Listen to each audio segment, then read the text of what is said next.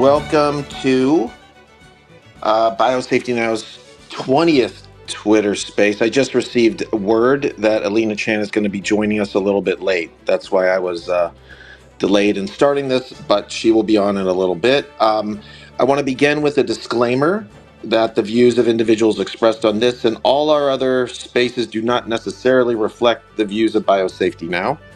My name is Bryce Nickels. I'm a professor of genetics at Rutgers University, lab director at the Washburne Institute of Microbiology, and one of the co-founders and leadership team members of Biosafety Now. Biosafety Now is a nonprofit organization launched this past February. Our organization is led by an international coalition of experts in biomedicine, mathematics, public health, public policy, law, social science, and public advocacy, each of whom is dedicated to working for a future where scientific research on pathogens supports human life without threatening it and public trust in science is restored. To learn more about our mission, you can visit our website at biosafetynow.org. With me today is another co-founder of Biosafety Now, Justin Kinney. He's a professor of quantitative biology at Cold Spring Harbor Laboratory. And Justin and I are very excited to welcome our 4 special guests to the panel today, one of whom will be joining us. Oh, there she is. I will add Alina. The 4 people that we are going to be talking to today are all scientists that have been major contributors to the search for the truth about the origins of COVID. Alina Chan, Alex Washburne, Tony VanDongen, I think, actually. Tony, how do you pronounce your last name? I realize I don't. Oh, in Dutch it would be VanDongen, but in the United States, VanDongen. Okay, I apologize. VanDongen. Okay, and Valentin Bruttel. So first, Alina Chan is the scientific advisor and viral vector engineer at the Broad Institute of MIT and Harvard. She's a recent Broad Ignite Fellow and Human Frontier Science Program Fellow. She has a background in medical genetics, synthetic biology, and genetic engineering. During the pandemic, Dr. Chan investigated problems relevant to finding the origin of SARS-CoV-2 and co-authored Viral, the search for the origin of COVID-19 with Matt Ridley. In 2022, she joined the Pathogens Project Taskforce, organized by the Bulletin of the Atomic Scientists, to generate new thinking on responsible high-risk pathogens research. And so, Alina, thanks for joining us today. Again, I think this is your 3rd or 4th time, actually, and I know that you will not be able to actually be a speaker for a moment, but we'll get to you in a second. Alex Washburne, welcome to a space for the first time. We're really happy that we finally were able to do this and have you on. Alex is a scientist who studied pathogen spillover before COVID and conducted outbreak forecasting during the pandemic. Alongside Valentin Bruttel and Tony VanDongen, he co-authored the paper that will be a major focus of our discussion today, titled Endonuclease Fingerprint Indicates a Synthetic Origin of SARS-CoV-2. This paper describes signs of bioengineering in the genome of the virus that caused COVID-19. So Alex, thanks for joining us today. Can you just unmute yourself and say hello real quick? Bryce, thanks for having me here. It's great to be here and cool to see all the familiar faces in the crowd. Yeah, it's wonderful. And as I said, I'm very excited to have what will be kind of a non-echo chamber type discussion where we're kind of going to sort of break down some of the science related to your study. Valentin Bruttel is on our panel as well. He's been on our space before, but only as he came on and asked some questions. So Valentin, it's great that we were finally able to have you on to discuss this paper that we've been wanting to do for some time. Valentin studied biomedicine and molecular medicine at the University of oh boy. Valentin, help me out here. What is it? Wurzburg? How do you? Yeah, Würzburg. Oh man. Würzburg. Okay. Hello, everyone. That just, I got No worries, no worries. catastrophe. I think you're okay. Yeah, I'm not good with words, as you see. He completed his PhD on tumor immune escape mechanisms in 2010. Since then, he's focused on developing targeted therapeutics for autoimmune diseases. He is currently working at the University Hospital of the same thing that I botched before in Germany, and is the founder of CSO of Toleris Biotherapeutics. Sorry, founder and CEO. I'm going a little too fast. In his free time, he co-authored the paper that we're going to be talking about today. And I want to just point out, he has never received any grants or benefits related to virology, declares no conflicts of interest, and all views expressed are his own and do not represent those of any institution or the company he works for. So Valentin, thanks so much for joining us today. Really appreciate it that the three of you are on. Yeah, thanks a lot for the introduction, Bryce, and the invitation. And really excited to have the old band together, kind of, and to talk to Alina. That's big role model of mine for outstanding for her honesty and integrity in this whole discussion. And really looking forward to this. Absolutely. And last, we have Tony VanDongen, who I think I'm still botching his name, of course. And Tony is an associate professor in the Department of Pharmacology and Cancer Biology at Duke University. He has a broad background in pharmacology, electrophysiology, biophysics, molecular and cellular neurobiology, computational neuroscience, structural biology, and drug development. And he did, Tony, can I make the joke that you made, please? Or do you not want me to do it? Yes, no, it's This a is good the job. only joke. And Tony said to make sure that I add that he also is very, very highly skilled in kindergarten molecular biology. Is that the correct term? Thank you. Yeah, Yeah, that's right. kindergarten, molecular biology So courses, all the courses that are offered in kindergarten. and I promise this is gonna be a serious discussion. So that's the only joke I'm doing today. But thank you so much, Tony, for joining us. It's great having all three of you on is really wonderful, and we've been trying to do this for some time. So before I turn it over to Justin, I'd just like to say we hope to have an enlightening and open discussion focused on evaluating the scientific evidence for a synthetic origin of SARS-CoV-2 as presented in your guys' paper. So Justin's going to begin today by briefly summarizing some of the key background information to provide a framework for the discussion that will follow. So Justin, thank you very much, and you can take it over. Thanks, Bryce. Can you hear me, Bryce? Yes, I can hear very clear. Okay, good. So the background is in 2018, researchers at the Wuhan Institute of Virology, University of North Carolina, and EcoHealth Alliance submitted a grant proposal called Diffuse to DARPA. Now, this grant proposal was rejected, but it was leaked in 2021 and appeared to describe experiments that really could have essentially describe a blueprint for how genetic engineers could have created SARS-CoV-2. I have believed for some time that the Diffuse proposal, the research described in it is so specific that it essentially constitutes a smoking gun demonstrating beyond a reasonable doubt that SARS-CoV-2 originated from genetic engineering experiments. And the latest, fast forward to last December, Emily Kopp at the U.S. Right to Know obtained drafts of the Diffuse proposal that had not previously been made public. She obtained these through FOIA requests. And the revelations of these drafts just further confirm my opinion that Diffuse is a smoking gun and a blueprint for SARS-CoV-2, but I want to get into some of the specific things that we learned from these drafts that we didn't really know before. So some key things that we learned from these drafts are that first, the Diffuse drafts revealed that some of the high-risk genetic engineering experiments that were planned, that were said in the Diffuse proposal to be planned to be performed at the University of North Carolina, the drafts revealed that some of those experiments were, in fact, planned to be carried out in Wuhan secretly without disclosure to DARPA. And these include the high-risk genetic engineering experiments that, if performed at biosafety level 2, which is, again, what they planned, could well have led to the accidental release of SARS-CoV-2. Another thing we learned from the Diffuse drafts is that The Barrick lab at UNC had, by 2018, already constructed chimeric spike proteins using previously unpublished viruses.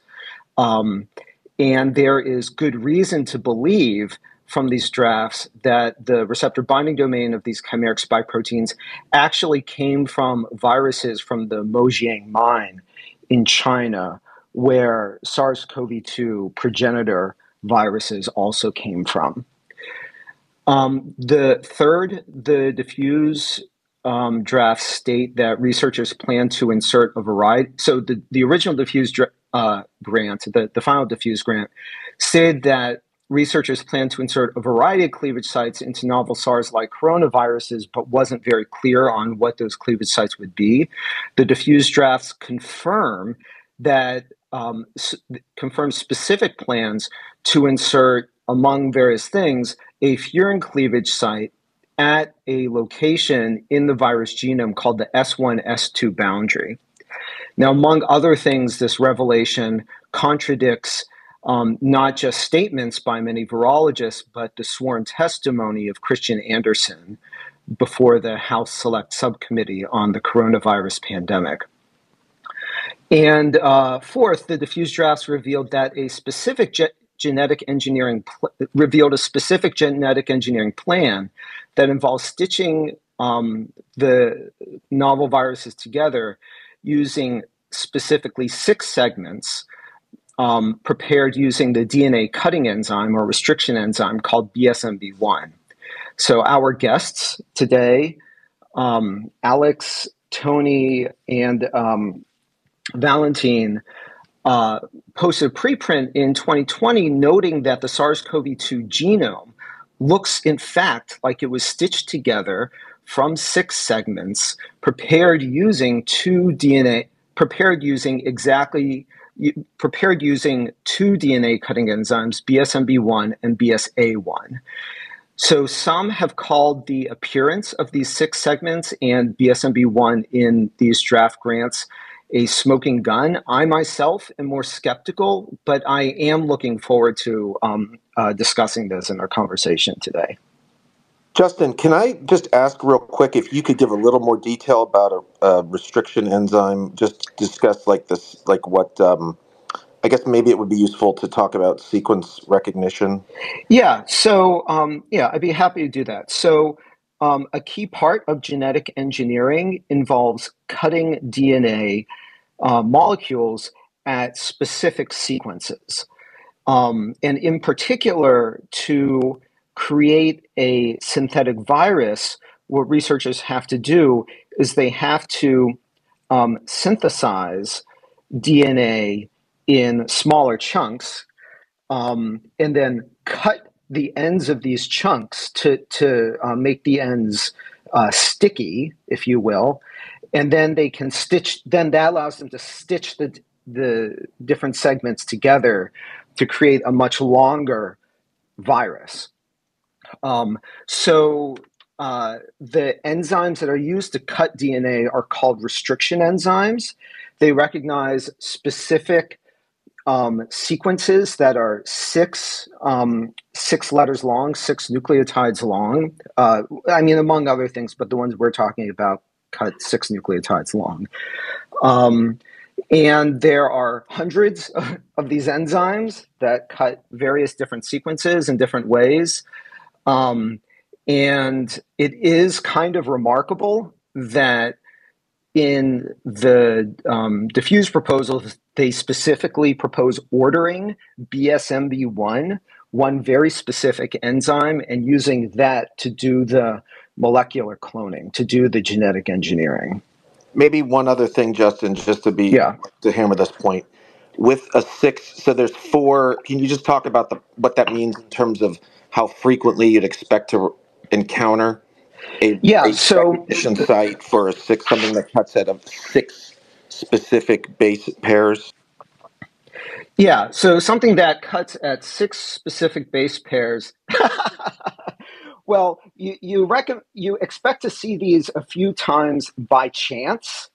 The exact number of times you expect to see this by chance depends on the underlying genome, and I forget the exact Don't number. get too okay. Yeah, Don't do that. but so the controversy is that these the relatives of SARS-CoV-2, the closest known natural relatives, they also have restriction sites for BSMB1 and BSA1 in their genomes. But the specific pattern of these sites, the spacing between these sites, seems to be unusually uniform. And that is something that would facilitate the genetic engineering of SARS-CoV-2. But it is a fair objection. It is important to point out that these sites do occur in the relatives of genomes at the same locations in related genomes, but in different combinations. So. Okay, yeah, I know. Alina, I don't know if Alina's ready to join. I guess the one other thing I would mention is that in terms of just the reason why you use these enzymes in cloning, specifically cloning that involves, what I mean is enzymes that recognize a 6 base pair specific sequence, is that on average, that sequence will be represented about 1 out of every 4,000 base pairs. Yeah. Given random stretch, because the probability, there's 4 bases, four different base pairs. So the probability of encountering one of those 4 base pairs is going to be 1 out of 4. And so extrapolating that out, you get 1 out of about 4,000 chance that if you're looking at random DNA, you're going to have that site. And that's important for molecular cloning because it means that you can use enzymes that are rarely present in a large chunk of DNA, because you want to be able to direct the activity of these enzymes or molecular scissors to specific locations in DNA, and cut just there and not elsewhere. So the rarer the sequence that the enzyme cuts at, the more useful it is often for molecular cloning. I'll leave it at that. And I guess if with that, let's see. I'm not sure if Alina is ready to chat yet. Yes, yeah. So, Bryce and Justin, I think this is really good to have this public conversation among scientists on this story now, which is kind of floating through the news cycle, on how much is this a smoking gun for lab original COVID-19. So before I jump into the parts that I think there's some disagreement on, I'm going to just emphasize the baseline here, which is that most of the people talking about this right now, the speakers today in the space, we agree that the diffuse proposal is as close as you can get to a recipe for COVID-19. So some people say it's a blueprint, some people say it's a plan, whatever you say. This is a lab that was operating at low biosafety. They were collecting an enormously large collection of novel SARS-like viruses from bats, from the wildlife trade, even from sick people in South China. They were taking all these samples back up. They were seropassaging these viruses. They were passing them over humanized mice, cells with human receptors, cells with civet receptors. In every way, these routine experiments would have brought these viruses closer and closer to being able to cause a human outbreak.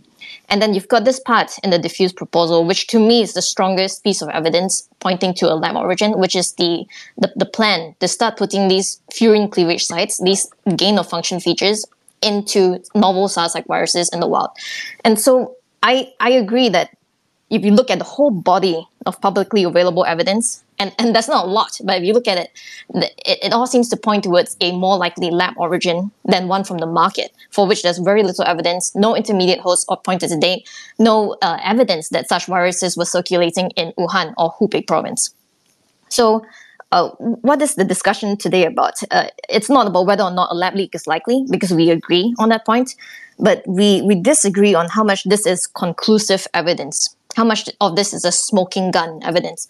And so I disagree that there is conclusive or even beyond reasonable doubt that a very specific cloning strategy was used Because right now, this diffuse proposal and everything I've seen, it seems consistent with various lab leak scenarios. So the first, which is the most, the hypothesis that has the least human intervention is one where they found a natural SARS-like virus with a very rare cleavage site, and they grew this up in the lab. They made it, adapted towards human cells, and that leaked. So that's one hypothesis that's still on the table. I don't think we can rule this out at all, and I don't think there's evidence against it. The ones that are more favored by myself and others today is that the virus might have been genetically engineered. So they might have kept most of its natural, but they stuck in a furin cleavage site, and that's what caused this virus to become capable of causing a human pandemic. So where we disagree is that how sure are we that this virus was cloned in such a specific way laid out in the preprint by Alex, Tony, and Valentin? So that's the point that we're arguing today. Yeah, I completely agree. Let's see, Bryce, should we? Well, no, I would like to. So, you want to, Valentin, Alex, or Tony? Who wants to sort of go first here? I guess we should first. I don't know if I guess you said you fully agree with what Alina's saying. I mean, I think, actually, I should say, I largely, I basically agree with Alina. I think I am more of the belief that the diffuse proposal as a whole is essentially smoking gun evidence that SARS-CoV-2 has but I am still skeptical of this specific proposal by Valentin, Alex, and Tony. Now, I think I do like their paper, and the pattern that they observe of the spacing of the restriction enzyme sites is genuinely anomalous. That is true. And that has actually been inadvertently confirmed by others. But I think there's also a lot of possibility still for other explanations for that, such as the cloning strategy that was used being a partial match to what Valentin, Alex, and Tony propose. But I do think that their work is quite thoughtful and creative. And it's certainly worth discussing because it does make you think.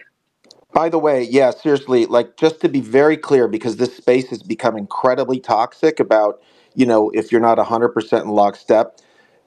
Valentin, Tony, and Alex, they have done, this is a really important paper, and what we're here to do is kind of tease it apart. We're not saying that, so Alex, go ahead and talk. Like, just to be clear, like, this is what scientific discourse is supposed to look like, where we kind of just respectfully talk about it and we can figure out what the truth is. So please go ahead, Alex.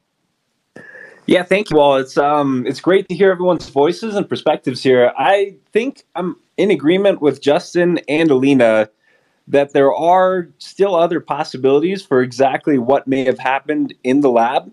And I think there's some context that we could provide that might kind of, I guess, inform this discussion a little bit further. So one thing that I was doing before COVID, the Diffuse grant was submitted to this DARPA preempt call. And I was on another DARPA preempt grant. I helped write a section on how we do the data analysis and forecasting the likelihood of various, what they called in DARPA, jump-capable quasi-species, and things like that. So from that context, I can talk a little bit about the logistics of how you virus in a lab. What involves is you go out, you sample bats, you do some sort of fecal swab, or you swab their mouths or whatever, you get some tissue samples, and then these RNA viruses can be very unstable and difficult to transport long distances, and there's a lot of understandable and good red tape. You can't just say, hey, we're looking for dangerous bat viruses in Bangladesh, and we're just going to ship them to, to Montana. You have to go through a lot of procedures in order to do that. But one simple step that you can do is if you can find a sequencing facility nearby, then you can sequence the sample. And if you find the virus genome sequence, then anyone in the world can print out that genome with like a 3D printer effectively. I mean, what is effectively a DNA 3D printer? And that's what our method examines, is a particular method for constructing a virus in a lab that logistically was very easy for this kind of research. And in addition to so we looked at this pattern, we looked at the prior work for how people did construct viruses in the lab before COVID with this infectious clone technology. And 80% of the studies and the viruses that we could find, the coronaviruses that were made by these methods, left these stitching sites in the genome and had this pattern of unusual fragment sizes and spacing of these cutting sites. Additionally, they also modified these sites exclusively with silent mutations. So if you had had some prior virus like the RWIV1 infectious clone and that had escaped without us actually seeing the backbone, we'd be able to identify it with our forensic methods based on the unusual fragment pattern, as well as the exclusivity of silent mutations and the hotspots of silent mutations within these sites relative to the rest of the genome. And so that's really when people say the pattern, we have this great visual of the fragment spacing, but the pattern in our paper is really this holistic consistency of the viral restriction map with the reverse genetic system. And that includes the fragment spacing, the unique sticky ends, the exclusive silent mutations, and the hotspots of silent mutations. And we combine all of our kind of the anomalous features of all those anomalous features together, it becomes a very weighty piece of evidence. And it's not conclusive. I don't think we ever really prove things in science, but I think the likelihood of that pattern being observed in a wild virus is low, and the logistics of how to make a virus in a lab make me lean a little bit more towards this being a likely route for creating a virus in the lab. Tony, Valentin, did you have anything you wanted to add to that? Yeah, so something that hasn't been mentioned yet. There's 5 restriction sites. The first 2 are BSMB1, and then the last 2 are BSA1. What's interesting about that design, if it is a design, is that if you could cut this genome just with BSA1, and you would take out a big part of the spike gene, including the FCS, including the receptor binding domain, and the HIV1 inserts, quote unquote inserts. So in a way, that's not so stupid to do it this way. If they had made the entire thing with BSMB1, you couldn't do that. So now, Tony, you may need to give more explanation there. That might be a little too fast. Yeah, I don't know if that's a little too in the weeds for people to follow that. I'm trying to figure out, like, we hit the sort of Goldilocks regime where we're able to sort of simplify it, but yet still discuss it at a high level. Yeah. So I don't know if so you're saying that in addition, you're saying that it's not just those restriction site pattern, but also these there's like additional features of the fragments themselves that lend themselves, lend more credibility or provide more. Yeah, I don't want to use words like credibility. It's hard to shift between like the sort of casual words and more precise language. So, right. So it seems that this was designed with having in mind that you want to make many versions of the spike protein, in particular the furin cleavage site and the receptor binding domain. So what you want to be able to take out a small fragment of the 30,000 base genome, modify it, and put it back in. And that's exactly what these 2 BSA1 sites allow you to do. So it's not a bug, it's a feature. Yeah, exactly. Yeah. Yeah. So I want to say, like, I actually think that's pretty compelling. The 2 BSA1 restriction sites, they are really positioned to perfectly swap out the part of the spike protein that appears to be most anomalous. And so in particular, what it would do is allow the researchers to make like a baseline virus and then swap in a lot of different spike protein sequences to see which ones could cause the virus to be most dangerous to humans. And this one these 2 BSA1 sites, the segment of the virus that they bookend that's exactly the segment of the virus that, it contains the segment of the virus with the key features of interest in the diffuse grant, both the receptor binding domain, which allows the virus to bind to human cells, and the furin cleavage site, which kind of supercharges the virus, allows it to fuse to human cells and infect them better. So I think that is a feature of the restriction map that I actually find very compelling. But I should say that BSA1 was not in the diffuse proposal.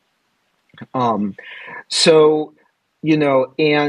even if it was, there are other ways that they could have constructed the virus. So, for instance, when Ralph Barrick's lab first created when Ralph Barrick's lab reported the creation of a SARS-CoV-2 reverse genetic system, they actually used BSA1 and BSMB1, but they used it in a different way than Bruttel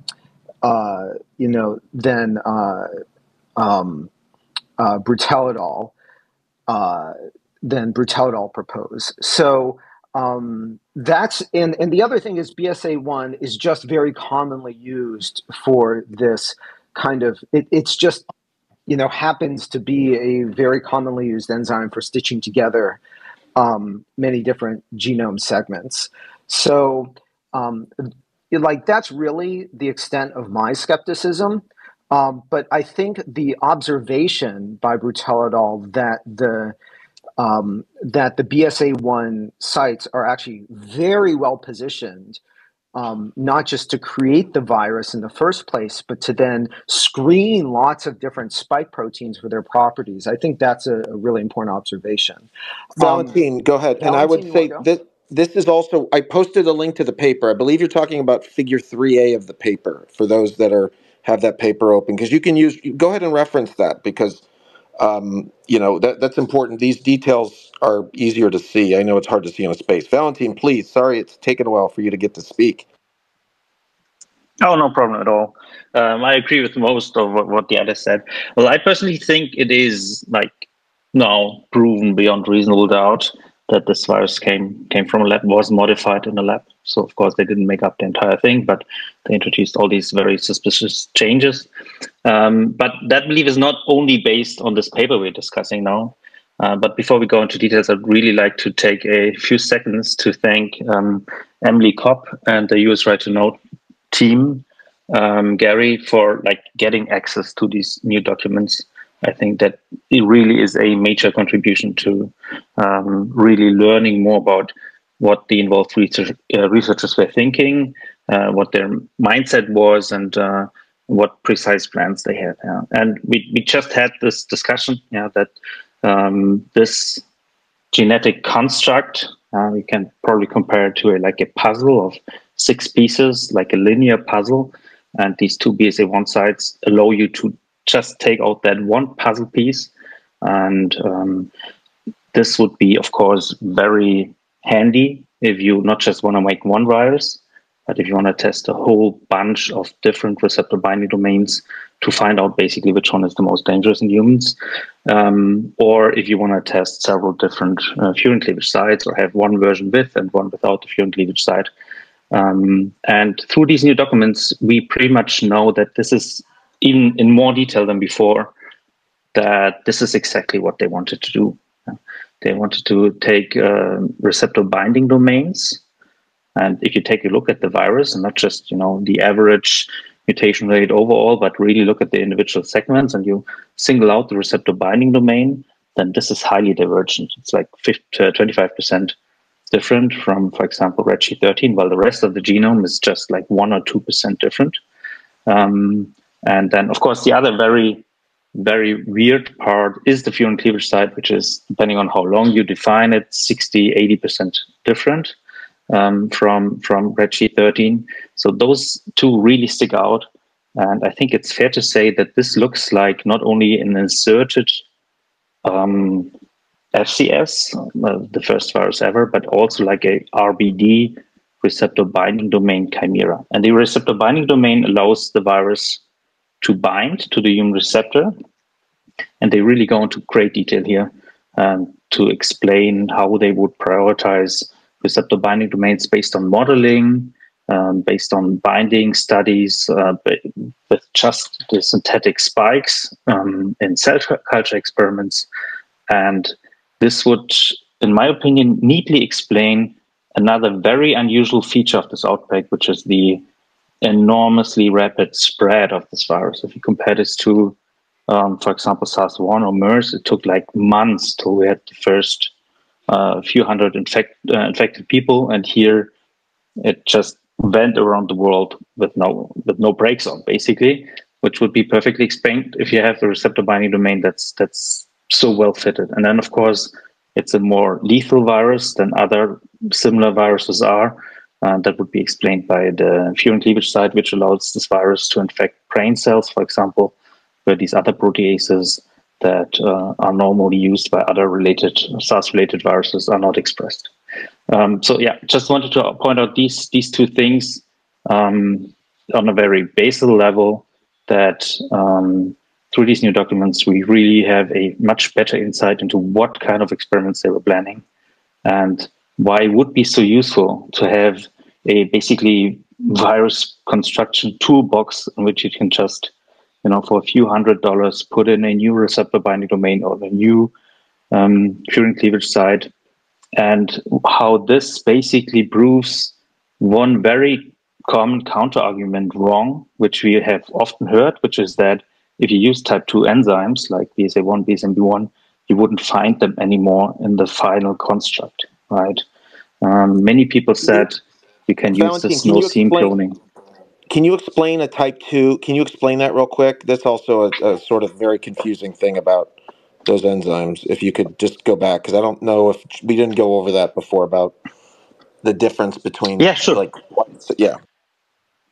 Sure. So if we come back to the puzzle picture, basically in the puzzle you have always, let's imagine you have to put together 6 pieces of a puzzle blindly, and they would each have the same junction. And you would never be able to put them into the right sequence. Right? But if they have a unique junction, that's very easy. Yeah.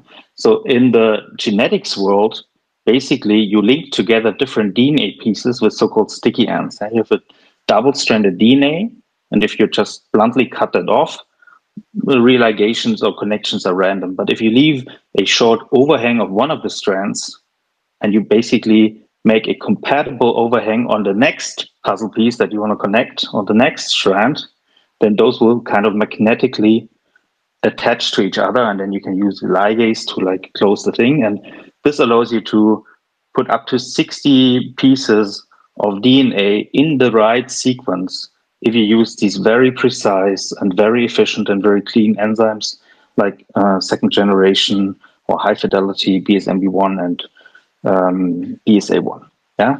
So the difference between these type 2S enzymes and normal enzymes is that they do not cut in the middle of their recognition sequence. Usually you have a palindromic recognition sequence, let's say TTT-AAA, and the virus will cut in a way that you have like a TTAA overhang at the restriction enzyme. It will give you a TTAA overhang. Yeah? So whenever you use that enzyme, you will get always the same overhang. So this is not really useful to assemble virus from like 6 fragments. Type 2S enzymes have a non-palindromic recognition sequence. So they basically read 6 letters of DNA, and then they cut always at the same distance on one side of that. Yeah? And what they cut, they don't really care what they cut. Yeah? So they can produce very divergent and very different sticky ends. So you can use the same enzyme to basically chew up your entire 6, 8, whatever, up to 60 fragments. And then because they all produce a different unique junction, you can put them back together. So this is the huge advantage of using these enzymes. Can I try like a very I'm trying to think of a good analogy to explain like this concept of cutting in the recognition site or cutting outside of it. I'm not sure. I mean, maybe we should just move on. But if anyone has one that's a little bit more simple, because I'm trying to think of, if you, I actually, maybe mine is a bad one, but I'll just leave it for later. I'm just putting a pin in that. We might want to come back to that. Well, it's a bit like, maybe cutting off a branch, yeah. And if you just, whatever, draw a target on it and you shoot it off, will always split right in the middle, and you will have half of the target on each side of the branch. And if you put it back together, you'll see the target. But if you put one of these type 2S enzymes in, then it will basically lead to a cutting off next to your target. So it depends on the orientation of your sequence if you leave it in. So I think okay. so I just want to say like the cloning method that Valentin and colleagues propose, like it would totally work.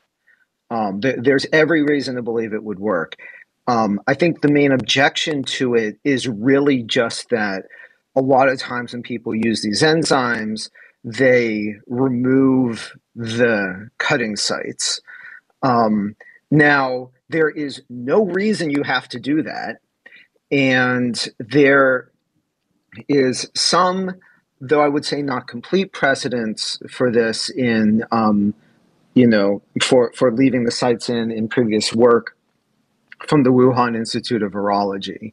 I think the main question that people have, including me, is just that it just seems like a little unusual, but like it's not a very strong argument against it. But it's it just, I don't know. So I think that is part of my skepticism about the cloning method. But I think, again, that it's not really an either or. You can use a combination of these things for the different segments. One thing people should know is that there's a lot of flexibility in how you stitch DNA together. So I just wanted to throw that in there. Alex? Yeah, I think if I were to kind of try to popularize what Valentin was talking about, I think it's just there are many different kinds of scissors on the market, and some of them work, some of them don't, and also some of them are more popular than others. And one of the things we tried to emphasize in our paper was that BSMB1 and BSA1 are two of the more popular enzymes on the market. And so I think that point, at a very minimum, that point was corroborated by the presence of BSMB1 in these diffused drafts. Now, one point that Alina made that I thought was really great was that there are other possible explanations for the BSMB1 in this draft.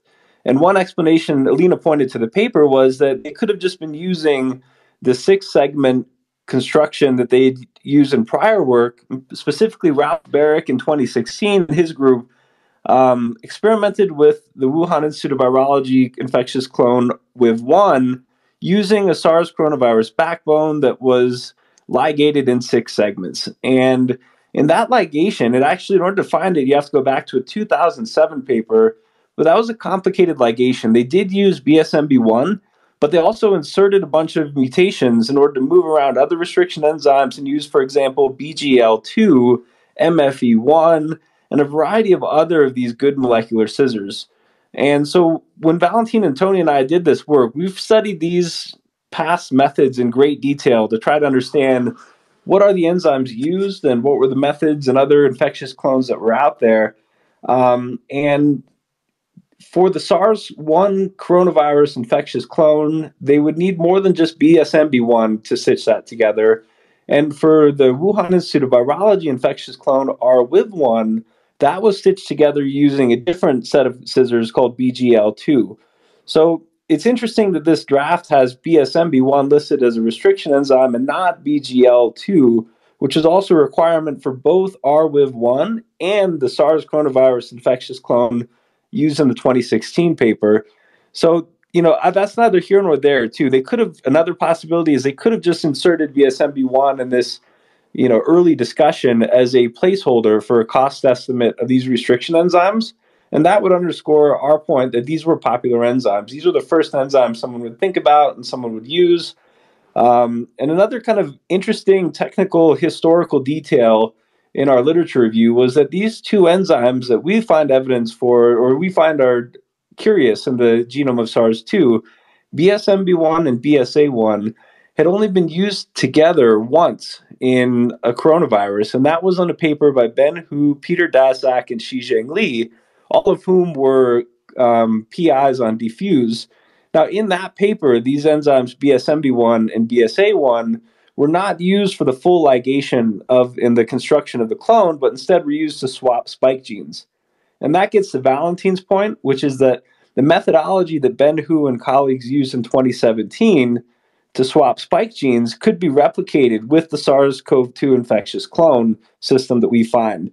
Specifically, since the second half of the genome, or the last couple of restriction sites, are all BSA1, and there's not a BSMB1 in the mix, it's possible to swap entire spike genes using BSMB1 primers on both ends.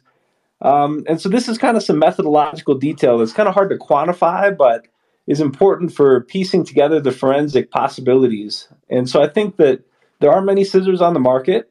These were the most popular ones, and that was the main point in our paper to begin with. They'd only been used once before together by Ben Hu and colleagues at the Wuhan Institute of Virology in 2017. And of all the enzymes that we saw in the diffuse draft, we did see BSMB1 and not BGL2, which was also a requirement for both the SARS and the WIV1 infectious clones. Alina, did you want to comment on what you've heard? And I know you also had a additional point about like the negative controls or something, or clarification about that. Yeah, so I'll reinforce some of the points that have been made so far. I think there's no doubt that these virologists at UNC and Wuhan Institute of Virology, they were fully capable of seamlessly recreating novel coronavirus sequences from the wild.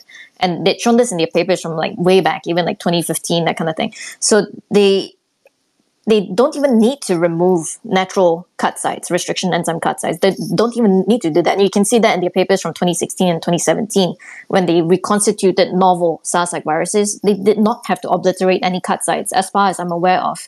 And this question of, can you reliably, confidently tell whether a certain cloning strategy was used? Can you tell whether a certain signature of engineering was used? Is very challenging. And I don't think that we are at that level yet. I don't think that science is at that level yet.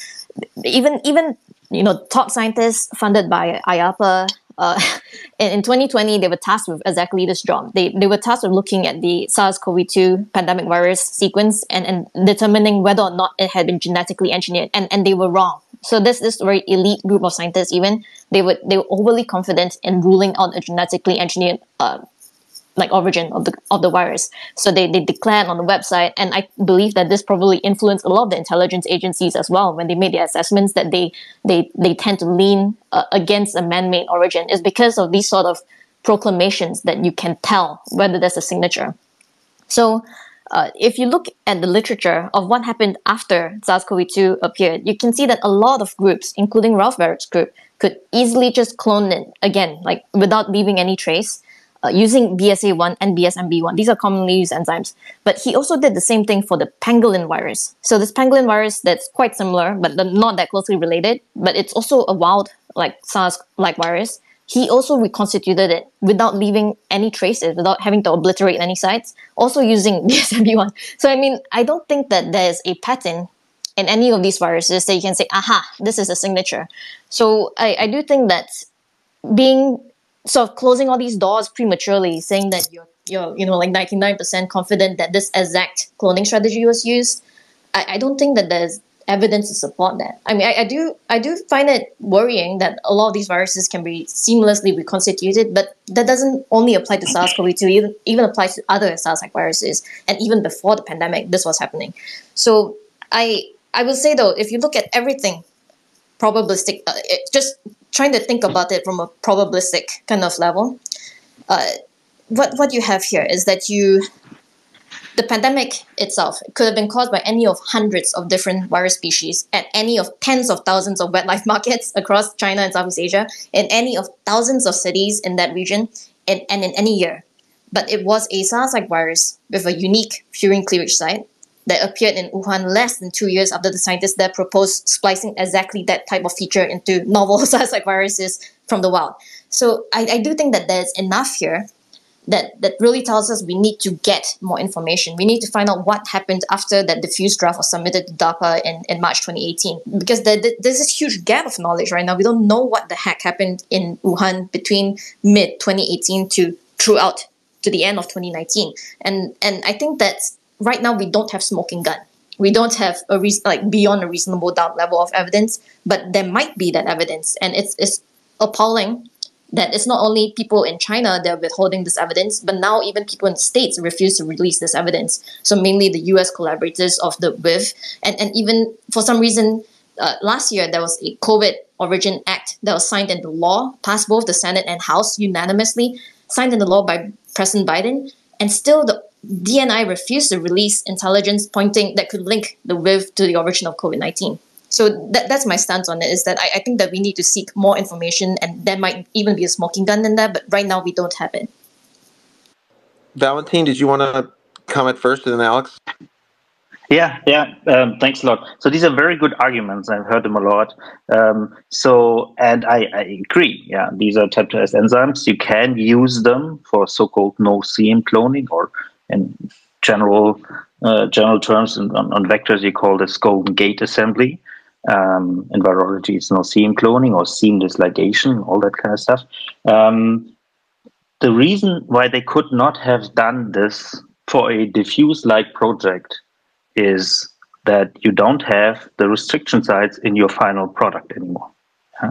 And if you don't have that, if all your 6 puzzle pieces are basically sealed together without the ability to take one out again, you have to produce the entire puzzle. You have to produce the entire virus for every variant that you want to make. Yeah. If you reorient these sites so that you can still find them in the viral genome, you will also have them in basically the DNA template. It's called the bacterial artificial chromosome here, that produces the viral genome. You can always go back, and like Alex and Tony described, you can just take out that one piece that codes for the furin cleavage site and receptor binding domain. Yeah. So instead of putting, and I mean, if you look at the newly released documents, yeah, they speak of 15 to 16 different viruses from which they wanted to take receptor binding domains. Yeah, I don't know how many furin cleavage sites they wanted to test, but let's say just 2, and then no furin cleavage site. And then they wanted to produce 3 to 5 new backbones. Yeah, so complete viruses in which they wanted to test all these features. This gives you 200 different viruses, and it's a huge difference if you have to reassemble 200 viruses, basically 200 times, or if you just open each viral backbone up once, when you have checked everything, when there's no mutations, when all the puzzle pieces have connected in the right way, and you just open it at one piece, and you put in the new furin cleavage site or the new receptor binding domain. Yeah, so you can talk to many bioengineers, and this paper was kind of addressed to bioengineers. For example, Professor Kamoun, they confirmed that. We also use this in the lab like almost every day. We have a genetic construct. We want to swap out one part. We have 2 flanking type 2S sites, and we just cut out that part and put the new part in, like a new tag for protein purification or something like that. Yeah. So this is the first reason why they could not have used, or why it would not have made any sense to use this seamless cloning here. And then maybe the second point, why we are so sure that they use these enzymes is a bit hidden in our preprint, but you have to understand that these stitching sites, these gluing sites, are always put into viruses with synonymous mutations. So you never want to change the protein sequence of a virus. In many cases, this would render the virus completely dysfunctional. Maybe it wouldn't do that much, but your reviewers would say, well, you have a SARS virus and you claim it's the same as the original one, but you have 5 new amino acids in there, and the it doesn't do anything. So how do you know it's not these 5 amino acids that you use? So you always use so-called synonymous or silent mutations to put in your gluing sites, your stitching sites. And in nature, the distribution of silent or synonymous mutation is completely random. Yeah. These restriction enzymes do not play any role in the natural life cycle of a virus. Yeah. They're not expressed in the human cells, the virus infects, or any animals. It just comes from bacteria, which the virus cannot infect. So basically what you can look, when you compare any historic natural template and the synthetic version, you find a few synonymous mutations, and those are exactly in the restriction sites that they use to assemble the synthetic virus. And this is what we did here. Yeah, and Alex wrote this really beautiful statistical analysis on that. And basically, we would have expected, based on the number of synonymous or silent mutations, that there would be like 1 or 2 in the BSA1 and BSMB1 sites, but we found 12. Yeah, and maybe I'll leave it to Alex to explain how likely or unlikely that is. Go ahead, Alex. Yeah, Valentin and Alina, really great points all around here. I think I'll start off with like some higher context of the pre-COVID challenge of figuring out where a pathogen came from and what the evidence looked like and how we combined it, and then kind of dive into Valentin's point about the strength of the evidence from the silent mutations. So back in 2018, there was an outbreak of Nipah virus in Kerala, India, and at the time, I was working with a group studying Nipah viruses and their relatives, the Nipah viruses, and trying to figure out where they came from. And there's many hundreds of species of bats and so many possible reservoirs, and we weren't sure what was happening in Kerala, India, because typically Nipah virus would spill over far from there. It would be in the Nipah belt in Bangladesh. People would drink date palm sap buckets, and the bats would have peed in the date palm sap bucket, and so that's how people get sick in the Nipah belt. But what was happening in Kerala wasn't clear. So we had a similar task of the forensics and the attribution of a virus and figuring out which reservoir it likely came from. There weren't any labs in Kerala, India to complicate that matter. But what we did is we combined the evidence both from the host biogeography and the ecology and the host abundance and the receptor binding and the viral genome and many features within the viral genome. And all of that evidence slowly accumulates to point towards the likely reservoirs. And in our top 10 list of bats, which there were 500 species of bats in total, they ended up finding the progenitor to the Nipah virus, or at least a very close relative, 99.9% similar, within one of our top 10 bat species. And so the question of attributing where a virus came from isn't new, and there's ways to combine all the evidence. And we never really get this smoking gun or like a single thing that's, while I'd love to have, an email saying, does this look like a good furin cleavage site? And that would absolutely be, a smoking gun.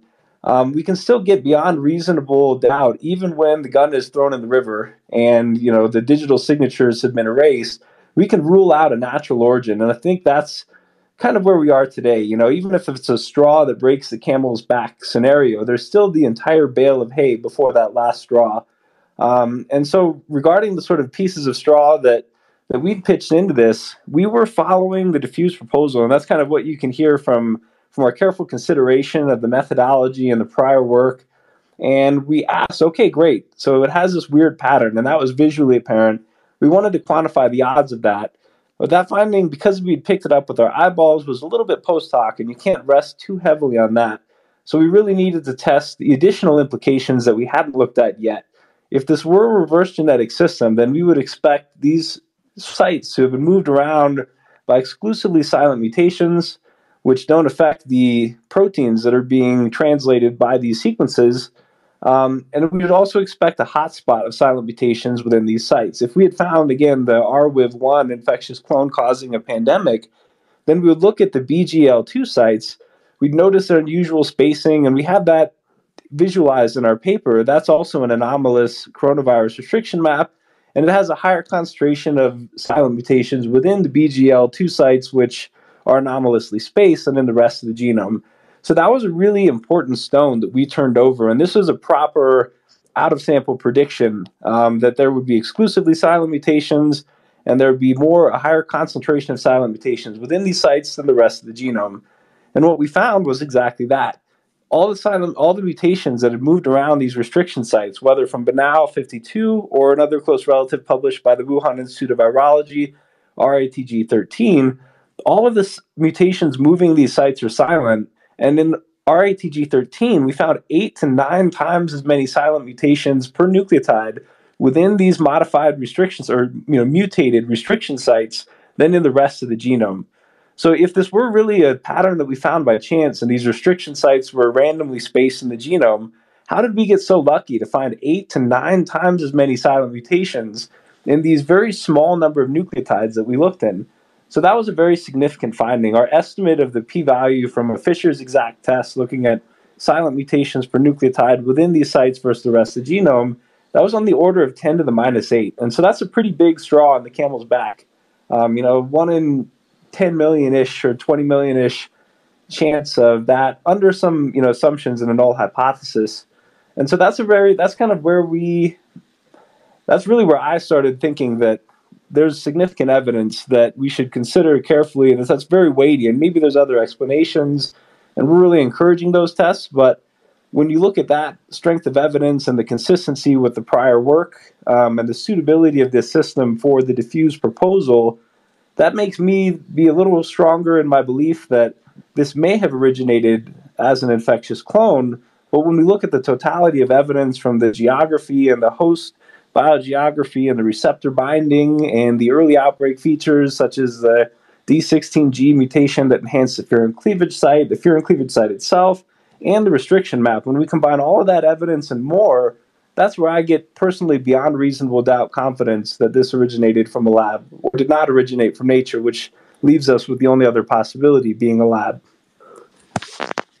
So I wanted to just kind of I wanted to comment on what Alex just said. I think the overall analysis that they do is really smart, and I basically agree with the conclusions. My hesitancy, I think my hesitancy is, well, I guess a few things I just want to point out, though. I think there are reasonable critiques that can be made of the specific ways to compute the quantitative probabilities. So, for instance, would it be better to do like a phylogenetic simulation in order to compute these probabilities? But I think the overall gist of what Alex and Valentin and Tony are saying is right. That these the spacing of the sites, the specific synonymous mutations you would need to get the sites, these are really anomalous looking things. I think there are, so I also think that there are various, as we've said, like we seem to disagree, like Alina disagrees about whether this is a smoking gun. I kind of do. She's more skeptical. I think there's valid, I think these are valid differences of opinion. But what I also just want to emphasize, though, the big picture, all of us agree that the existing scientific evidence strongly suggests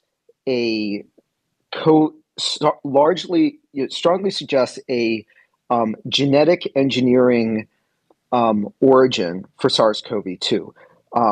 It might not prove to some people beyond a reasonable doubt, but I think all of us agree that the preponderance of evidence, the preponderance of scientific evidence, especially, points to a genetic engineering origin for SARS-CoV-2. And I want to emphasize that language because that is the standard of evidence that is used in U.S. civil law. So I think, to my mind, if people are frustrated that the authorities like the FBI aren't doing the investigations that should be done, for instance, into EcoHealth Alliance and into Ralph Barrick's lab, there is another option, which is to sue those labs for damages. And I think the standard of evidence that would be needed that would need to be met in order to have a successful civil lawsuit against EcoHealth Alliance in Peter Daszak and against Ralph Barrick and perhaps the University of North Carolina, I think that has been met. And I think those lawsuits might also be a good way of getting through discovery new documents about specifically what was going on and what, the likely origin of this virus.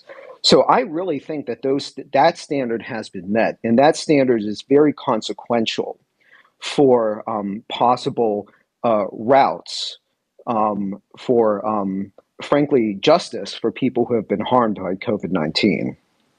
Hey, Alina, can I ask you a quick question? Are you able to stay a little bit longer? I know you said you might have to leave around 2. I didn't know if you have to go or I don't know if you're Oh even. yeah, I should be able to. Okay, I have a question for you. And Tony, by the way, feel free to jump in. You can, I know Alex and Valentin raised their hand. It's very polite. I love it. A question about this whole idea of can we determine whether there's a synthetic origin of a virus?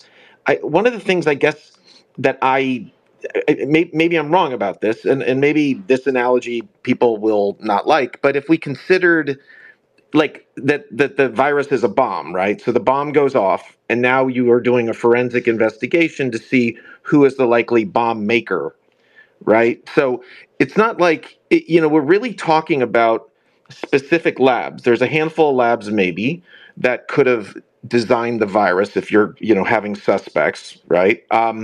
And you see that with proximal origins too, right? Where they are the hypothesis is really that if this was maybe made in Ralph Barrick's lab, how would it be done? Is that a fair assessment? Because aren't we kind of just talking about trying to prove it was made in Ralph Barrick's lab? I mean, is that because it's a bomb that went off? Ralph Barrick makes bombs. Apologies for that analogy.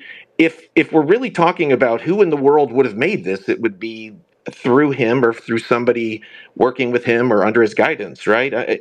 Is that because we're really sort of trying to do a synthetic origin coming from any lab in the world is a lot different from asking if a synthetic origin coming from one lab. And I guess I don't know if Alex and Valentin and Tony, when you did your paper where you kind of directed on, how it would be done from this specific lab as it was. So proximal origins, they were trying to exclude it was made in Ralph Barrick's lab. That to me seems pretty clear. So I'll leave it at that. Valentin, go ahead. Sorry. Oh, cool. Yeah, maybe. So one weird thing about bioengineering is that the better you design these plasmids, these constructs, these viruses, the easier it is to finally then produce them, right? The better your sticky ends are, the better the fragments will glue together, the easier it will be to purify your DNA segments from so-called plasmids, DNA rings in which you produce them in bacteria. So I think this virus looks like a very advanced design that is really optimized to, on a high throughput level, test lots of different receptor binding domains and furin cleavage sites. I think technically it's no question that the Chinese team could have done that, put the segments together. The design part is really where this is the question, but this is in my opinion, it's very difficult to judge. The bomb maker analogy. Who is the bomb maker or directing? I guess I don't want to. The designer, yeah. The designer, because ultimately we're not talking. Justin. We can ask. Did Justin Kinney make this? And no. We could investigate that and we'd find that no. But there's only a few people in the world, if it were of an unnatural origin, that we'd really have as suspects, right? And we're really just talking about all of the evidence coming out of the Barrick lab suggesting that they were developing this technology that could have led to this. I guess Hey, so Bryce, that's, yeah, go ahead. can I take that? So I think the key elements, I think there is a lot of evidence that this virus was designed in the diffuse proposal, or at least designed by this collaboration of multiple scientists. That includes the optimized receptor binding domain and a furin cleavage site at the S1, S2 boundary inserted into novel coronavirus backbones. I think, the documents make very clear that it would really only be this collaboration that would design that. The actual cloning sites, though, they look, so if I think the strongest evidence against this being literally constructed in the Barrick lab is in fact the proposal of Valentin, Alex, and Tony, that they use these restriction sites and keep them in the virus. Just because the Barrick lab was proud of this seamless cloning strategy, and even when they ended up cloning SARS-CoV-2 early in the pandemic, they actually used seamless cloning even with BSMB1 and BSA1. So to me, it kind of looks like the contents of the virus were designed by this collaboration, but the actual construction of the virus, especially if it was done using the Bruttel et al. Strategy, it just seems likely it was done by someone else only because of the pattern of restriction size. At least that's my personal opinion. Yeah, Justin, I think that's a really great point, that Barrick did seem to prefer the seamless cloning method, and the virus also didn't originate in North Carolina, but the first outbreak was in Wuhan. And I think you're right that someone could have a blueprint for how to build a bomb, and if someone else found the blueprint, they could build the bomb even though it wasn't written by them. And so I think that's one possibility, and there are still some unknowns. Even if we are highly confident in the laboratory origin by virtue of ruling out a natural origin, we may not know who held the pipette. We may not know if they dropped the vial or got bit by a mouse. But I still think we can look at all the pieces of evidence together and keep those on the table. And I think that that's definitely where our restriction map analysis sits in, is that the last infectious clone that the Wuhan Institute of Virology published was RWIV1. And in that, they had used BGL1 as the enzyme to cut and paste and glue the clone together. And they would also use both BSA1 and BSMB1 in order to swap the spike genes. And so when we really localize in on, okay, who within this set of collaboration might have known what and when, I think the only people who I would have a higher confidence in having communicated closely about this would be Ben Hu, Peter Daszak, and Shizheng Li, whose 2017 paper didn't involve Ralph Barrick at all. So I think you're right in that, this does lean more towards the Wuhan Institute of Virology related collaboration, and it wouldn't even be unheard of if, for example, after Diffuse was rejected by DARPA, some others at the Wuhan Institute of Virology went forward in a private or non-public setting. The one piece of evidence that I think, going to Alina's point of we could learn more, is that the Diffuse collaborators hadn't published a document before Diffuse, but they were all on a call with NIAID in 2019. What were they talking about? What was their research program then? It would be really nice to know. Alina, I see you've got your hand raised. Yeah, go ahead, Alina. Yeah, so I wanted to comment on something first before getting into the scientific argument about this. So the first thing is that, we often watch these Hollywood movies where you see the FBI busting into people's homes and taking whatever they want, but you can't do that. As in real life, they can't really do that. There's a process. They can't just bust into anyone's home or lab and take all the lab records immediately. So we actually need an investigative process. We need a bipartisan committee with subpoena powers. But the New York Times reported a year ago that the White House was resisting initiating such a committee that could have investigated, that could have gone in to get these lab records. And then since last year, we've had all these select committees in Congress trying to investigate, but until today, they have not issued any subpoenas for the EcoHealth Alliance or BARC to get their lab records, to get the exchanges. So, I mean, this is extremely aggravating for me. You know, if this issue could be resolved tomorrow, I would love that. And so it's shocking to me that the main leader of the charge right now is the U.S. Right to Know. So it's the U.S. Right to Know that's been FOIAing for all these documents that have given us some insight into what happened in between Wuhan and UNC in early 2018. So moving back to the science part of things, I think that there are 4 things that I want to say, and these are the reasons why I don't think that there's a smoking gun based on this cloning approach. So the first thing is that there's no need to obliterate these cut sites anymore. These scientists were really developing ways to leave these genomes as unperturbed as possible. As much as possible, they wanted to replicate what was in nature. So by even years before the pandemic, they already had ways of doing these cloning without doing anything, without changing any sites. Any changes they left were there to distinguish the natural virus from the ones cloned in the lab. So the second point is that when you come up with cloning strategies for all these genomes, you typically need to have it in front of you. You might know, I'm going to do 6 or 8 pieces, roughly, but you typically don't have, I'm going to force my way through every single novel genome using BSMB1 and BSA1. That's not the way they do it. And you can see this in how Barrick synthesizes all these novel genomes, SARS-like genomes, is that he just picks whatever strategy works once you look at that genome.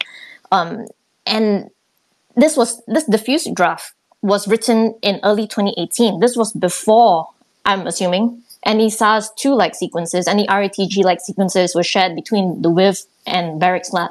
And this is why I want to see what happens after the diffuse proposal. In the 2 years following the diffuse proposal, did any of those sequences or any hint of those sequences get shared with Ralph Barrick? And from those emails, we see that actually Ralph Barrick had been getting some sequences that until today are not disclosed. So I think that he should be called to the stand to stand witness and to tell us what he does know from the WIV. So the third point is, if you look at these mentions of 6 pieces and BSMB1 in the diffuse draft, the 6 pieces are, in my opinion, quite clearly taken from Ralph Barrick's 2016 paper, where he breaks WIV1, a SARS-1-like sequence, down into 6 pieces to make into a genome. Again, in this paper, he did not have to obliterate or insert any cut sites. So some parts of the diffuse proposal are taken from Barrick's writings, from his text, from his manuscripts. And you can even see that because it says that he's going to order pieces from Biobasic. And you can see this in his papers post-pandemic as well, as that he's ordering pieces, synthesized genetic pieces from Biobasic. So to me, that 6 pieces doesn't mean that the WIV had a 6-piece plan with BSMB1 for all SARS-like viruses. It's that it was taken from a 2016 text by Ralph Barrick. And the BSMB1 had been used by WIV before in their 2017 paper, where they spliced the spike gene, just the spike gene, from one SARS-like virus into another SARS-like virus. So this doesn't speak to me, even if it's in their budget, it's not unexpected. It doesn't tell me that they were certainly using a 6-piece BSMB1 approach. So the fourth point here is that if you look at, and maybe I misinterpreted this, but if you look at the analysis by Alex, Tony, and Valentin, they also find that RATG13 and Banal, other 97% similar viruses to SARS-CoV-2, also had a high number of silent mutations at these cut sites. So to me, that sounds like even the natural viruses also have an elevated number of mutations, like silent mutations at these cut sites. So that makes SARS-CoV-2 seem more natural then, right? So am I wrong on that point? So I'd like to hear your rebuttal to these 4 points. Valentin, you want to go? Okay, maybe you can chime in anytime, Alex. So I agree. If you would like to maybe very quickly going back to the seamless cloning, you said that they had the technology and it was Ralph Barrick's signature to remove these sites. This can be probably compared to constructing a car. If you want to build one car and test one engine, which is the equivalent to the receptor binding domain and FCS here, you can just weld in that engine, right? And then you give it a go, and if it works well, it's fine. But now, if you imagine to test 15 different backbones, so 15 cars, and 16 different engines or receptor binding domains, it makes a lot of sense to just use screws, and after you tested one engine in one car, put the next engine in. Yeah? This is basically the equivalent of leaving the restriction sites in the genome. You just exchange one segment. You just need to ligate 2 sticky ends, and you have your next virus that's ready to go. Each variant would cost maybe a few $100s. It's insanely cheap. That's what makes this technology so really risky. To make a whole new backbone would be another 6,000. So basically, this is why I don't think they used seamless cloning here. But let's get to your next point. So you said that this is based on a Ralph Baric paper with the 6 segments. I think that if you look at, for example, this is page 478 in these new documents, they say that Ralph Baric has already generated SARS-like chimeras with RBDs from group of bad viruses called 293. We can speculate what that is, which is 20% different than epidemic strains. So basically what they say here in this proposal is that they have already built some new backbones. And I think they are really, these 2 hints, naming 6 segments and specifically mentioning BSMB1, kind of tells us that they already knew which family of backbones they were going to use. And Baric and Xi have worked before together. They like put a furin cleavage site and then SARS-1 spike at one point. So I think they could have exchanged ideas before. Yeah. So a lot of this looks like Baric design based on viruses collected in China. So basically, neither team could do what they describe here without the other, in my opinion. Yeah, they needed. You always have to adapt your design to the specific virus, and all the design and the cloning strategies here are attributed to Ralph Baric, and he apparently has done some of these experiments already. So the last part with the elevated numbers or frequencies of synonymous mutations, I'm not really sure where this comes from, or if I understood this correctly. So what we did, we compared basically the synonymous mutation rates of SARS-CoV-2 to basically the restriction or cloning sites in other viruses such as Banal 52 or Reg13. And usually you don't get such extreme p-values like 1 in 10 million. This is only there for Reg13. It's actually really surprising. This is very, very detailed because, I mean, it looks like they removed one of the signs in the SARS-2 backbone with like 4 mutations, which is kind of weird, but still looks like man-made. Maybe they panicked and they wanted to make it look specifically different at the sites that they used for the cloning, so that they look really, really different. I don't know. This is kind of speculative, but even with other enzymes, you get like low p-values, 0.04 or something in that range. Yeah, so I think those would be my counters. I think they collaborated for years. I think Seamless wouldn't have worked here for such a huge project, but of course it's the first time they planned such a huge project, so there's no equivalent in virology. There's tons of equivalents in bioengineering. Yeah, and basically, really, yeah. So, Alex, do you want to chime in? I saw Alina also raise her hand, and I'll just quickly get straight to her to let her have the floor. The only point is just reiterating Valentin's point for clarity that we found the hotspots of silent mutations relative to SARS-2, and we didn't look at other coronaviruses to find if these sites in general across coronaviruses have a higher or lower rate of silent mutations. I think that would be a very, very good follow-up analysis, and it could go either way. We could find that, there is an 8 to 9 times higher rate of silent mutations within these sites, and all these other distantly related coronaviruses that we can have very high confidence were wild coronaviruses, and that would reduce the significance of our finding. So that would be a great piece of follow-up work, and we haven't done that. We've just kind of used the baseline of RATG13 to SARS-2 and Banal 52 to SARS-2. Alina? Yeah, so just to sum up what Tony said, and this I agree with him on this point. So he's saying that to adapt your cloning strategy, you must have access to the backbone that you're going to do stuff in. So this is early 2018, and it sounds like this is where we disagree again, is that I don't think that at this point, Xi's lab has shared SARS-CoV-2 like genomes with Barrick yet. Even though there is this part of the proposal and of the minutes in the emails where Barrick is said to be making chimeric SARS-like viruses using some new sequences from Xi's lab. Because nowhere in this whole proposal do they mention like this novel family of SARS-like genomes that they're going to use as backbones.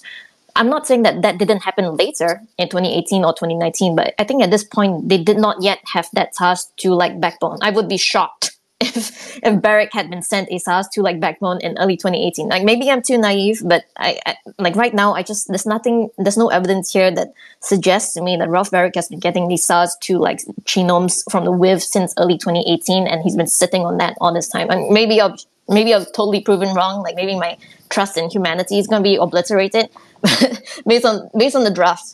Based on the emails that we've seen so far, up till early 2018, I don't see any signs yet that she has started sharing these novel SARS-2-like genomes with the Barrick lab or even the EcoHealth Alliance.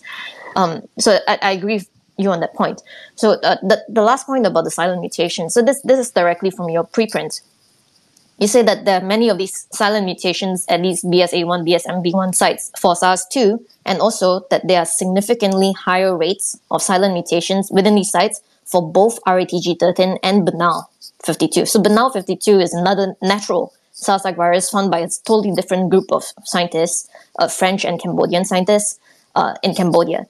So there's nothing in me that thinks that these guys also made a synthetic genome and are tricking the rest of the world. So if you find that even these natural SARS-like viruses also have a very low p-value of having a lot of these silent mutations, then suggests that your low p-value for SARS-CoV-2, the pandemic virus, is not as meaningful. I wanted to ask, Alex, can you go? But after you, I do want to ask Alina a question. Absolutely, yeah. Quick point, Alina, is that if you look at our WIV1, both from a backbone that was used in the lab as well as the close relatives, you would find a higher concentration of silent mutations within the BGL1 sites. And that was the intention of our comparison of both RATG13 and Banal52, was that the anomaly here is not either of those genomes necessarily, but rather it's SARS-2.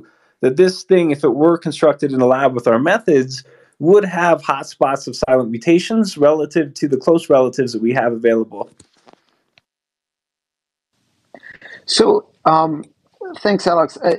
Alina, I actually want to bring the conversation over to some other issues in the diffuse drafts. One was this kind of interesting statement about the Barrick lab having created, and this kind of struck me when I saw the drafts. The Barrick lab, as preliminary data for the diffuse grant, had already constructed chimeric proteins from chimeric spike proteins using parts from what they call the 293 viruses,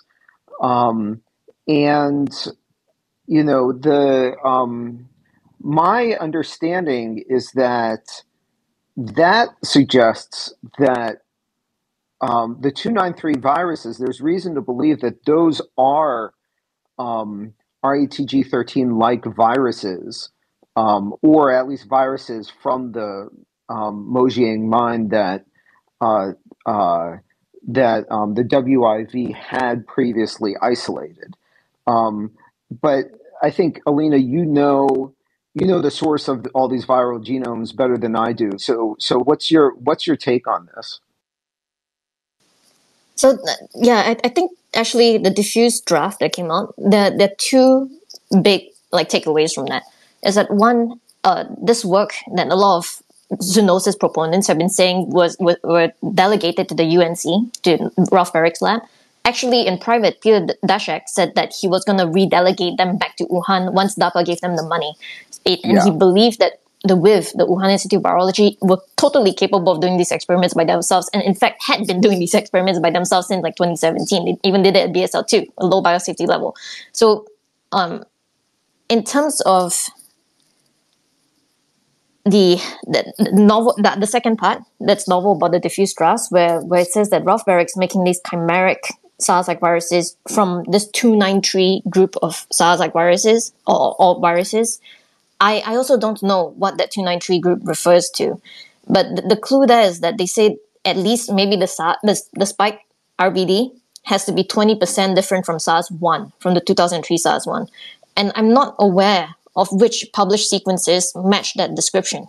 So to me, it seems like there are some novel spike sequences from SARS-like viruses that have been shared by the WIV to Ralph Barrick's lab in early 2018, before 2018. So I would like to know what those sequences are, and I'm really aghast that Barrick is testing on these sequences. But why I don't think that these are the SARS-2 genomes is because at this point in early 2018, the WIV was still stitching together the genome of RATG13. And we know this from the data, from the sequencing data that they posted, and they didn't realize that the dates were in the metadata of those files. And the dates say that even up to like October 2018, they were still sequencing RATG13. So I think that the most important year that we need to see the records for, obviously the year of the pandemic, 2019. So a year is plenty of time for the WIV to have discovered a novel precursor to the pandemic virus, and to have tested these in cells, realized that it was optimal for putting in a furin cleavage site, popped in a furin cleavage site in a couple of weeks, and then escaped because of the low biosafety. It is totally plausible within a year. So that's what I would like to see evidence for. It could be something in an email, maybe between Xi and Barrick, or to Peter Daszak, something like, oh, we've got this novel group of SARS-like viruses, or like, we found some furin cleavage sites we'd like to test. Like that would, I think, move me to beyond a reasonable doubt. I think that's a very good point. And just to clarify for everyone, so the protocol that they propose in Diffuse for identifying new SARS-like coronaviruses, it involves sequencing first specific regions of the viruses, including what's called the RNA-dependent RNA polymerase, but also the spike protein.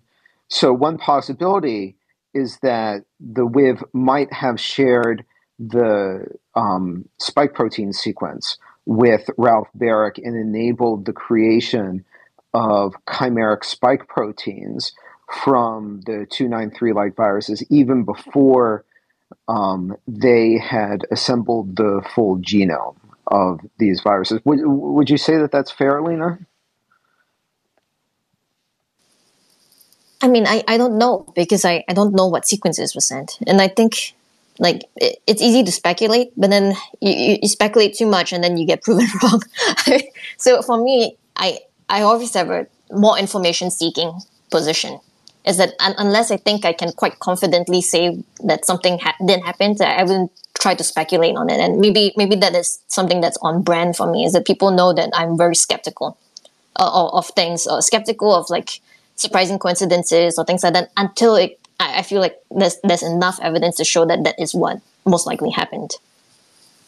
Valentin? Yeah, I'd just like to very briefly comment on this last point. If Ralph Barrick would have already had similar enough sequences in 2018. So actually, Florin uncovers, he's like this anonymous scientist here at on X. He suggested that this 293 number is the exact same number that is found in a publication of Xisheng Li's from 2016, in which they published coronaviruses that were selected at that abandoned mine shaft in Mojiang. So it was like 284 alpha coronaviruses and 9 beta coronaviruses. And together this would be 293. This is, in my opinion, speculation at the moment. But if this is what they refer to as the group of 293 viruses, would be the exact same number, then they would have access to these viruses already in 2016. At least they were collected. Reggie 13 was also collected in 2013, but then sequenced, of course, later than that. But the reverse genetic system we're looking at here is not specifically or only usable for Reggie 30, right? I think, especially through these banal viruses, we got a very good idea of, what SARS-CoV-2 related viruses look like. But at this point, according to the Fuse again, I think they mentioned they had already 180, so way, way, way more sequenced and unpublished viruses in their databases in 2018, right? So they may have had a way better picture of what SARS-2 related viruses look like than we have now, even with including the banal viruses. And this cloning strategy would have worked for a lot of these viruses. If you look at our figure 3, you can see that, for example, the last segment of HKU3 could be just put into SARS-CoV-2 without changing anything. Many people have said this indicates that these restriction sites came from recombinations, which I think recombinations would never increase the mutation frequency, especially in these sites. So this is proven wrong by this last figure, which no virologist ever seems to notice in our preprint.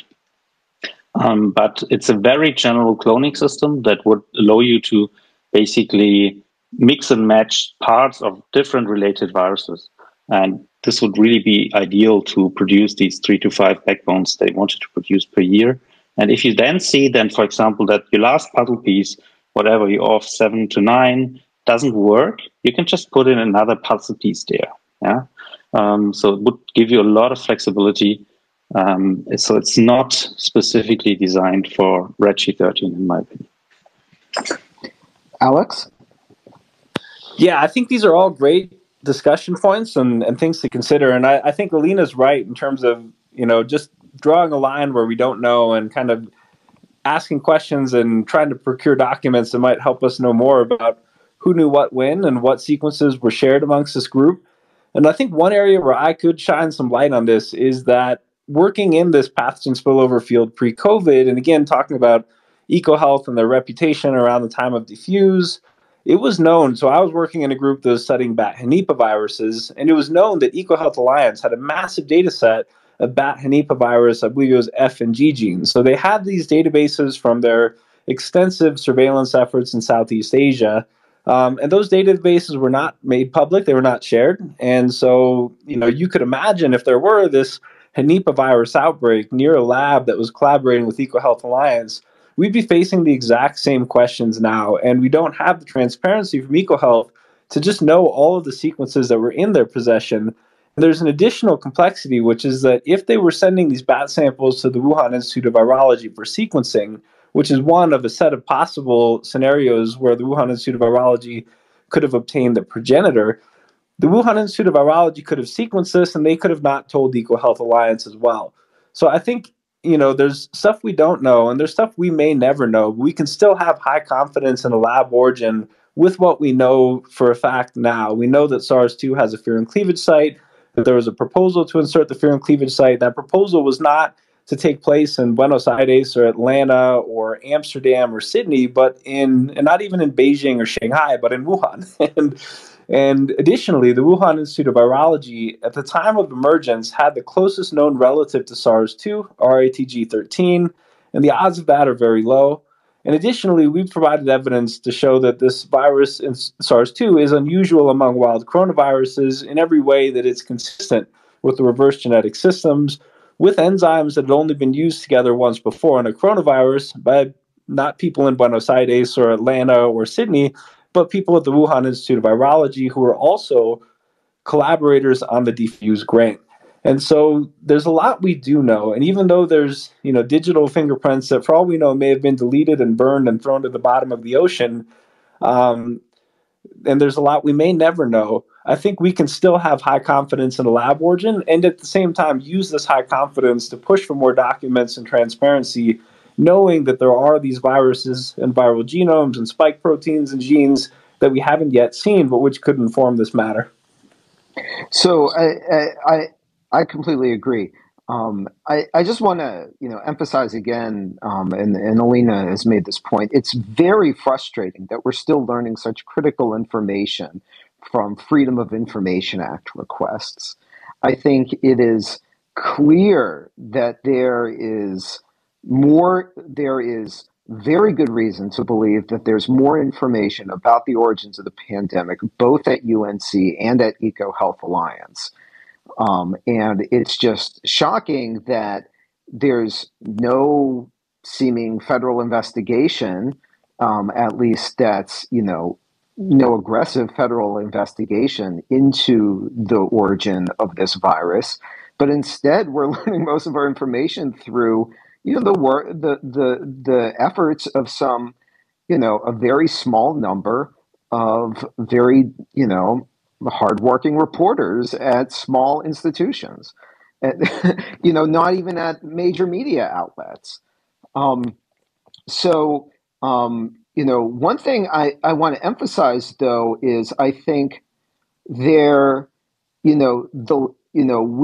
differ in the strength of the criteria, but I think it is clear that there's a strong argument to be made that all the legal requirements for the amount of evidence that you need to carry out, searches, to issue subpoenas, and probably to even win civil lawsuits against individuals and institutions is there. And so there are a number of different legal routes that can be taken to try to get justice for the victims of COVID-19. Hey, Justin, I was going to say, I was going to suggest we just take one question and then do final word, unless we want to go long. I didn't want to. Alina, do you want to go to 3, or we're going longer than I thought, but I mean, obviously there's a lot of interest in this topic, so I don't want to cut it too short. Should we go till 3? So I'll take one for Anand. Has been very patient. I'm going to take question from Anand, and then final words from the panelists, and then we'll sort of leave it until next time. Anand, I'm going to go ahead. Thank you for your patience, and you have a question or comment. Uh-oh. So I hope you're on a phone, because maybe you're on a computer. If you're on a computer, it's going to be a problem. Okay, well, while he's trying to connect, you want to maybe, Tony, did you want to say, oh, we got Matt Ridley. I'll add Matt Ridley. Go ahead, Matt.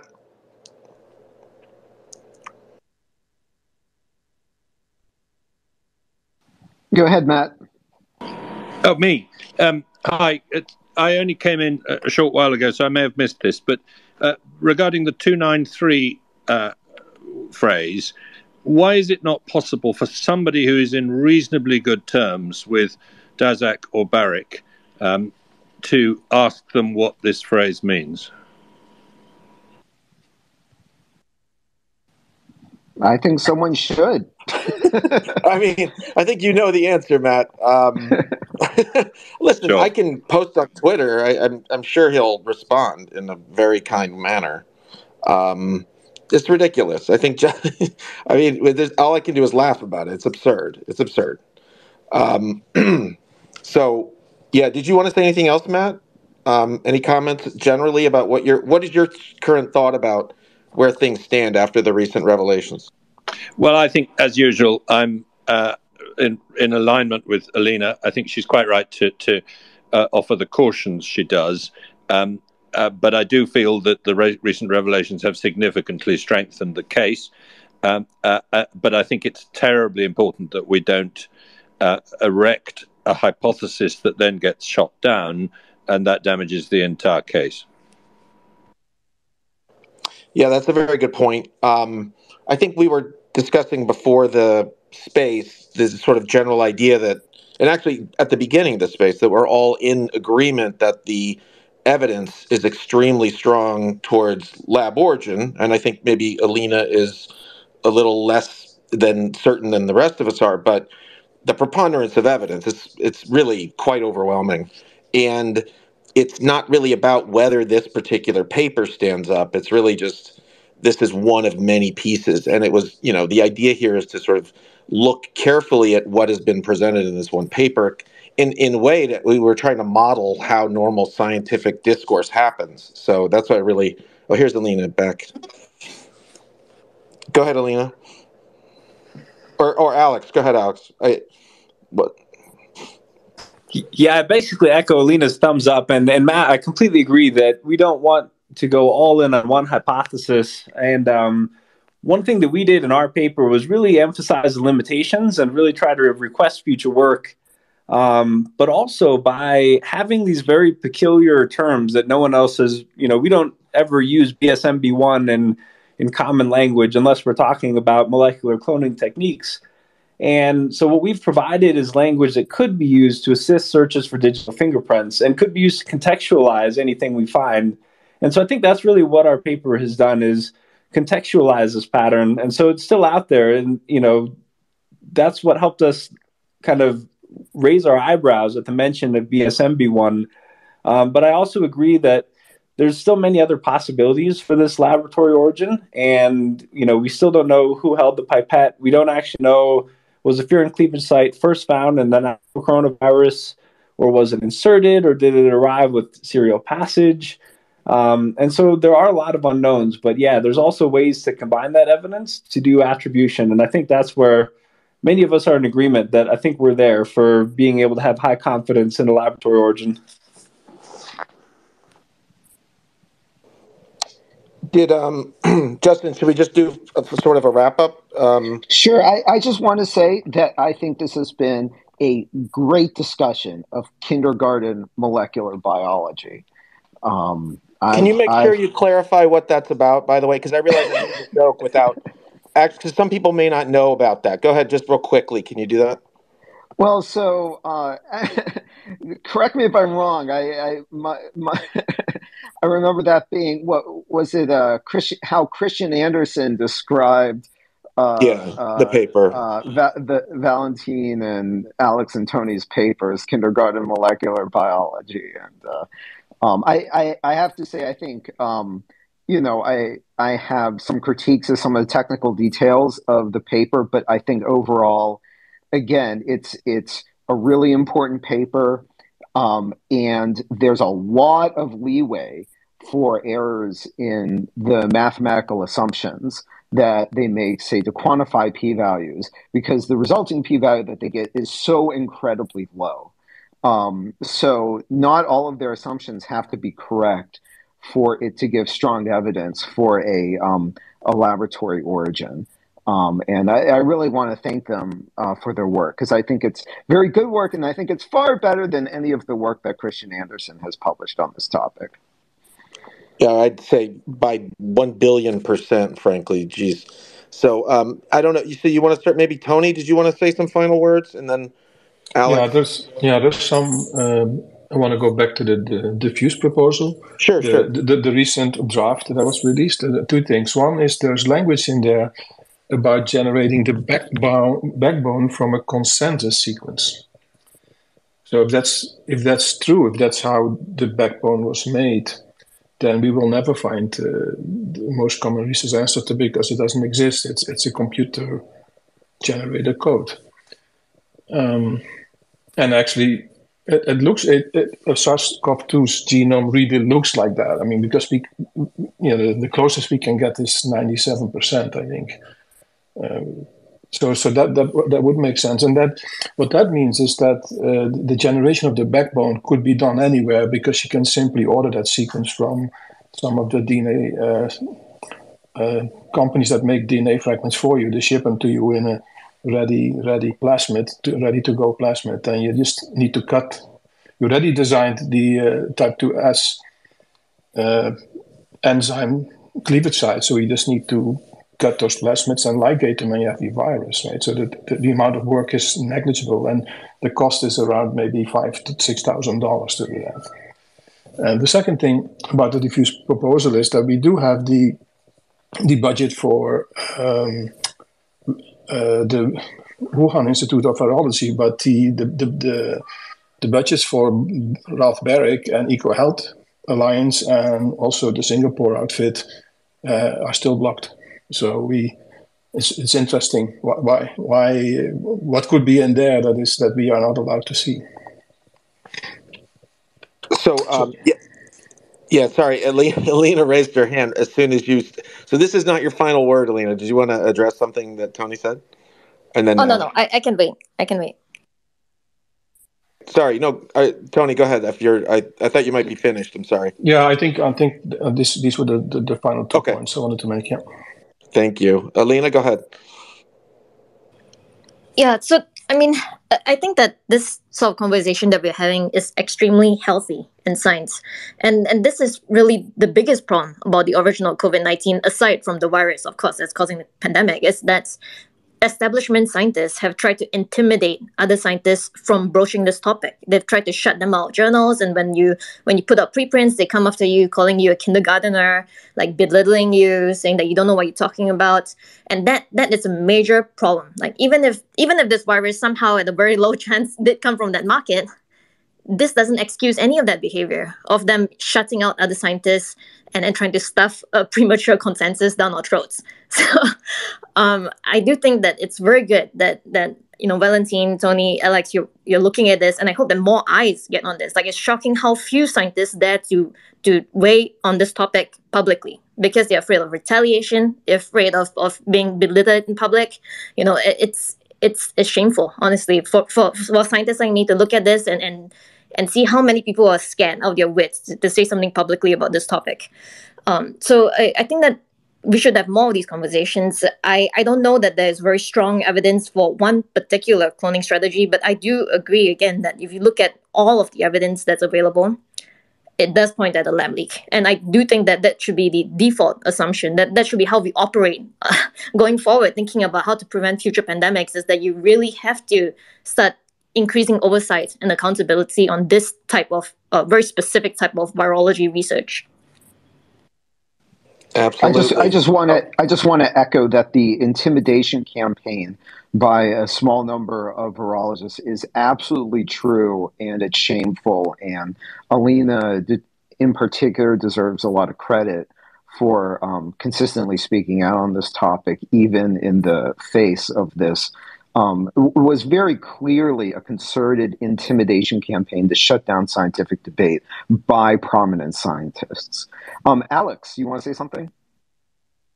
Yeah, I just want to echo that. Alina, you're my hero. I was working on a DARPA preempt grant and a group of DARPA preempt people studying bat virus spillover pre-COVID. The pandemic happened, and I just got totally sucked into medical demand forecasting. And that took up about 2.5 years of my time. But I remember seeing Alina specifically speaking up about this courageously and with the highest rigor. And that kept my mind open. And I kept hearing what you were saying, even though I wasn't engaged in that debate because of the outbreak forecasting war zone that I was in. I just want to say that, Alina, your courage to speak up, and Matt, you as well, and others who've spoken up, really inspired me to enter into this with an open mind. And so I think that we can keep doing that by just being open-minded scientists like this and having room for disagreement that's polite and inclusive of the many possibilities that are out there. And so I just want to thank you again, Alina. You're my hero.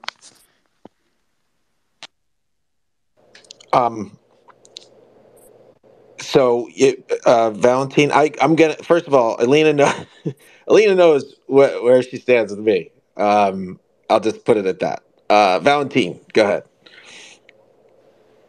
Okay, thanks. Yeah, I this maybe didn't come through today, but I 100% agree that we should turn over every stone here. We should search these labs. We should look at every computer of the diffuse involved teams in Singapore and in the US and in China. And to me, they're hesitant. They like that the fact that they didn't, on their own terms, voluntarily released any of these documents. Yeah, that we really need people like my heroes from US Right to Know and to get a hand on this after 4 years is evidence in itself, right? If they wouldn't have done anything wrong, They could have just come out there and say, look, we had these plans, but here are all our lab books. We never did them. They weren't funded. No worries. Search our computers. Look at our databases. And the World Health Organization didn't have any access to real access to the with the fact that the commission was led by Peter Daszak is a shame, in my opinion, for all of science. And yeah, maybe I can briefly end that. This was a excellent debate. I really enjoyed it. Not to be yelled at and not to be insulted, because it's it can be quite harsh to have your name being pulled in the dirt all over the newspapers, and very damaging for your own therapeutic projects and science and so on. In conclusion, I'd like to add that I think there is further, almost equally clear evidence that this came from a lab, which we didn't have the time to discuss today, such as leaked plasmids with a 100% identical sequence of the SARS-2 spike, except for the fusion cleavage site that leaked into patient samples in 2019, or basically the most ancestral virus having been found with Vero DNA, which is the cell line they always use to make these synthetic viruses. These are other preprints another preprint that is super relevant and hasn't been allowed to be really reviewed. The same thing is happening to us. Journals reject our preprint. They keep it for half a year, then they tell us, oh, we couldn't find any reviewers. I think this is almost kind of like censorship. And I'd like to point out that the academic world may not be able to, within itself, solve this issue, right?